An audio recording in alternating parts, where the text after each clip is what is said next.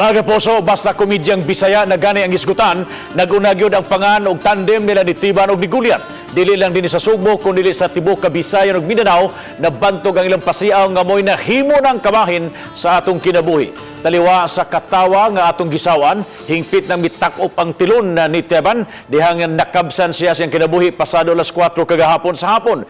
Mibaha ang mga pasubo sa iyang kamatayon dungan sa kinahulugan nga bahin sa katawa o talidhay. Gihandom ang iyang dako nga natampo sa industriya sa radio drama. Din iyang gipauso ang mga ekspresyon nga hangtod karon gibungat gihapon nato ang mga pulong sama sa usapan na ug uban pa.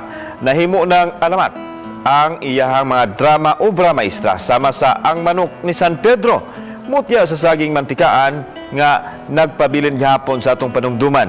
Lakip sa miduyog sa kasub-anan ang mga netizens nga may pabuhagay silang pagbangutan ug gipaambit ang mga kaghapon kauban ang mga bahakhak ug katawa sa legendary nga si Tiban Escudero.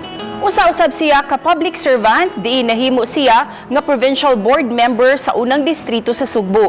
Gani adunay higayon nga nahimo siya ang acting governor sa Lalawigan, dihang siya lang ang nahabilin nga opisyal sa Kapitolyo. Kay adunay isyu nga giatubang ang mga ubang opisyal. Kasamtangan siya karon nga konsihal sa Dakbayan sa Talisay.